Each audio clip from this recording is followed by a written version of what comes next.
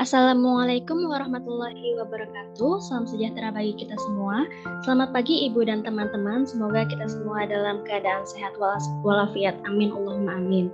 Yang terhormat Ibu Wina Mustika SPD MPD selaku dosen pengampu mata kuliah perkembangan peserta didik SD dan teman-teman kelas 3C yang saya banggakan. Perkenalkan, saya Rania Rukmawian Fadia dengan NIM 2000763 yang akan memimpin jalannya presentasi kelompok 10 hari ini. Dalam pertemuan kali ini, kelompok 10 akan mempresentasikan materi mengenai dimensi dan tugas-tugas peserta didik. Next. Adapun anggota dari kelompok 10 yaitu Mas Ruroh dengan NIM 2006828, Mila Ausanti dengan NIM 2006761, dan saya sendiri Rania Rukmawian Fadia dengan NIM 2000763. Baik, langsung saja ke pematerian pertama yang akan disampaikan oleh Mila tentang pengertian perkembangan. Pada Mila, dipersilahkan. Baik, terima kasih moderator. Di sini saya akan memaparkan materi mengenai pengertian dari perkembangan. Perkembangan merupakan pola perkembangan individu yang berawal pada konsepsi dan terus berlanjut sepanjang hayat dan bersifat involusi. Dengan demikian, perkembangan berlangsung dari proses terbentuknya individu, dari proses bertemunya sperma dengan sel telur, dan berlangsung sampai akhir hayat yang bersifat timbulnya adanya perubahan dalam diri individu. Perubahan merupakan hal yang melekat dalam perkembangan. Ini berarti perkembangan terdiri atas rangkaian perubahan yang bersifat progresif atau maju, baik secara kuantitatif maupun kualitatif. Lalu di slide berikutnya, pengertian dari perubahan kualitatif itu disebut juga pertumbuhan. Merupakan buah dari bahan aspek fisik seperti penambahan tinggi, berat badan, dan proporsi badan seseorang. Kemudian meliputi aspek psikofisik seperti peningkatan kemampuan berpikir, berbahasa, perubahan emosi, dan sikap, dan lain-lain. Selain perubahan ke arah penambahan atau peningkatan, ada juga mengalami pengurangan seperti gejala lupa dan pikun. Jadi, perkembangan bersifat dinamis dan tidak pernah statis.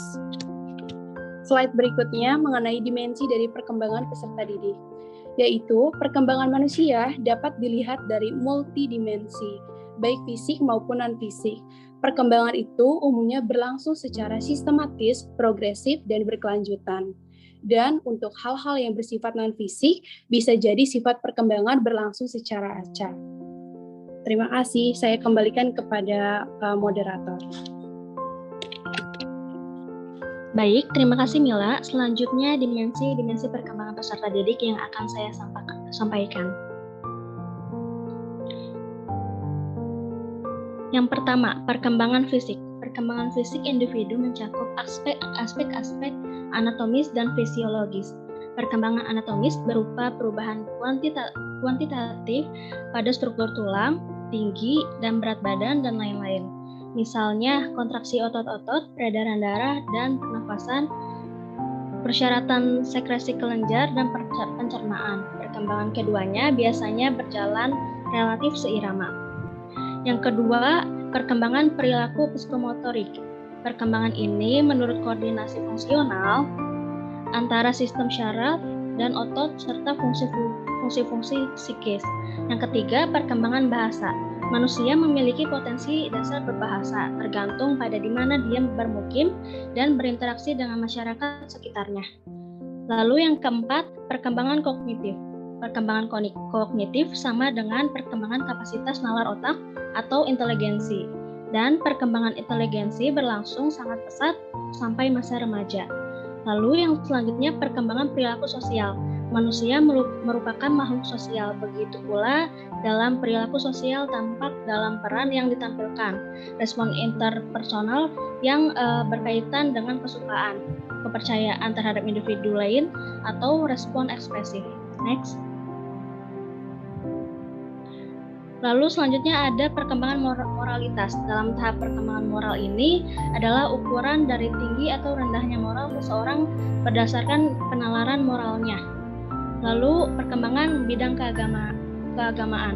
Manusia meyakini bahwa ada kekuatan yang serba maha di luar dirinya. Lalu ada perkembangan konatif. Konatif merupakan perilaku yang berkaitan dengan motivasi atau faktor penggerak perilaku yang berkaitan dengan motivasi atau faktor penggerak perilaku seseorang dalam sumber dari kebutuhan-kebutuhannya. Dan motivasi ini bisa bersumber dari dorongan internal dan eksternal. Lalu ada perkembangan emosional. Dalam perkembangan emosional, seperti rangsangan yang menimbulkan emosi, perubahan fisiologis, suasana lingkungan, kondisi kesehatan, ketersediaan kebutuhan, iklim interaksi dengan lingkungan dan orang lain. Next.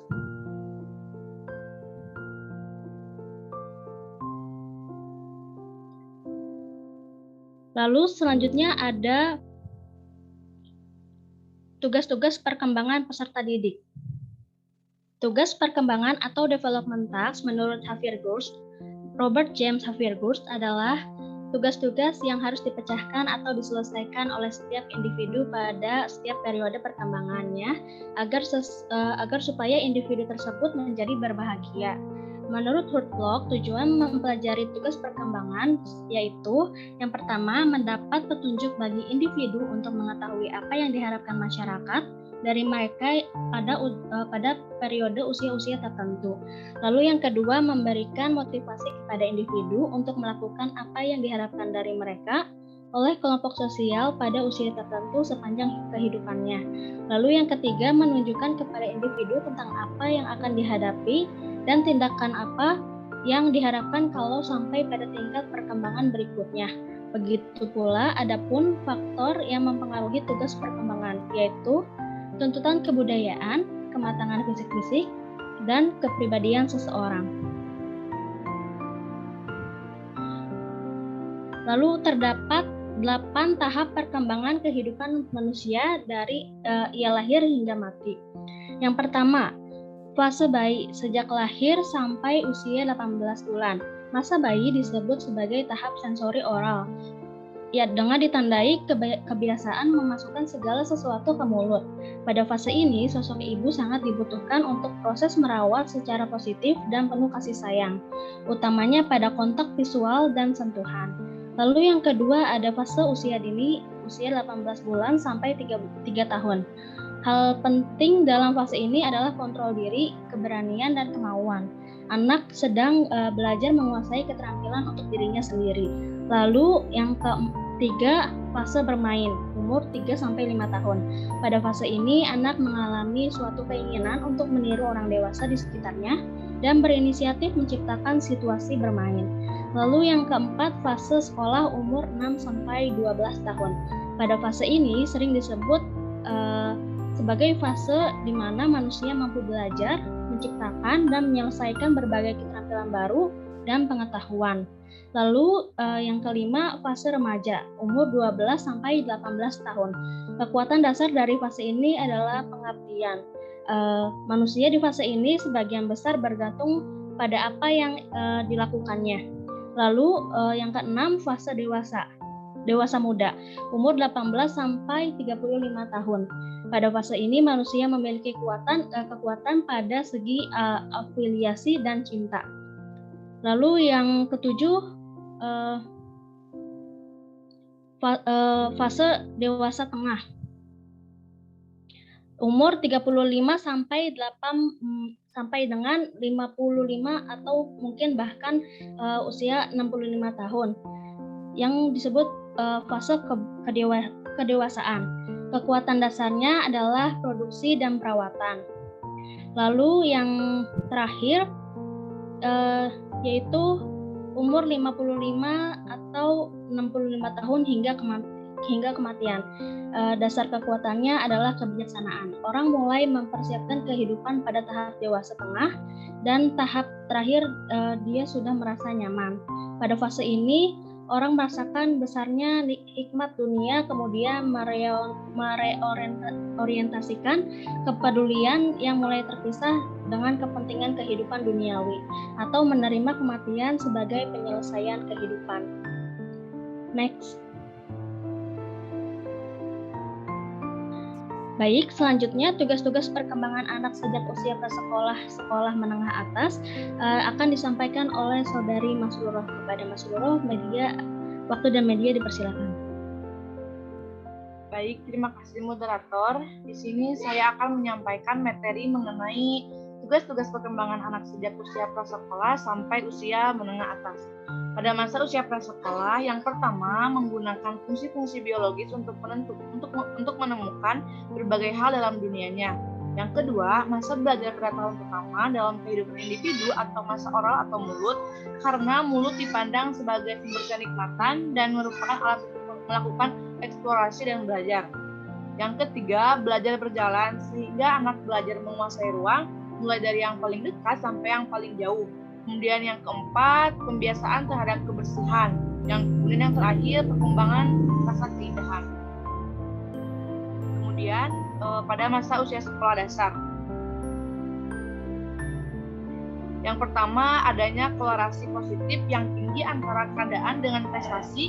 Kemudian yang kedua, ada sikap tunduk kepada peraturan-peraturan permainan tradisional. Yang ketiga, adanya kecenderungan memuji diri sendiri. Yang keempat, membandingkan dirinya dengan orang lain. Yang kelima, apabila tidak dapat menyelesaikan suatu soal, maka soal itu dianggap tidak penting. Kemudian yang ketujuh, ada minat terhadap kehidupan praktis sehari-hari konkret. Yang kedelapan, amat realistis, rasa ingin tahu dan ingin belajar. Yang kesembilan, menjelang akhir masa ini telah ada minat pada hal-hal atau mata pelajaran khusus sebagai mulai menonjol berbakat-bakat khusus. Kemudian yang terakhir, pada masa ini anak memandang nilai atau angka lapor sebagai ukuran tepat mengenai prestasi sekolahnya. Kemudian tugas tingkat SMP atau Depdiknas 2003. Yang pertama, mencapai perkembangan diri sebagai remaja yang beriman dan bertakwa kepada Tuhan Yang Maha Esa. Yang kedua, mempersiapkan diri, menerima dan bersikap positif serta dinamis terhadap perubahan fisik dan psikis. Yang ketiga, mencapai pada hubungan yang baik dengan teman sebaya dalam peranannya sebagai pria atau wanita. Yang keempat, menatap nilai dan cara bertingkah laku yang dapat diterima dalam kehidupan sosial. Yang kelima, mengenal kemampuan bakat dan minat. Yang keenam, mengembangkan pengetahuan dan keterampilan sesuai dengan kebutuhannya. Yang ketujuh, mengenal gambaran dan sikap tentang kehidupan mandiri secara emosional, sosial dan ekonomi. Dan yang terakhir, mengenal sistem, etika dan nilai sebagai tentang masyarakat dan minat manusia.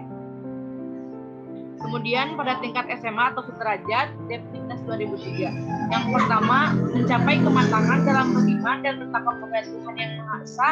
Yang kedua, mencapai kematangan dalam hubungan teman sebaya, serta kematangan sebagai pria atau wanita. Yang ketiga, mencapai kematangan pertumbuhan jasmaninya. Yang keempat, mengembangkan pengetahuan ilmu, teknologi, dan kesenian sebagai program kurikulum, kesiapan karir, dan melanjutkan pendidikan tinggi serta berperan dalam kehidupan masyarakat yang lebih luas. Kemudian yang kelima, mencapai kematangan dalam kehidupan karir. Dan yang terakhir, mencapai kematangan gambaran dan sikap tentang kehidupan mandiri secara emosional, sosial, dan intelektual, dan ekonomis. Sekian, saya kembalikan kepada moderator. Baik, terima kasih Mas Guru. Alhamdulillah presentasi kelompok 10 sudah selesai. Selanjutnya adalah sesi tanya jawab melalui WhatsApp Group. Sekian presentasi dari kelompok 10. Kami memohon maaf apabila ada kesalahan kata. Akhir kata, wassalamualaikum warahmatullahi wabarakatuh.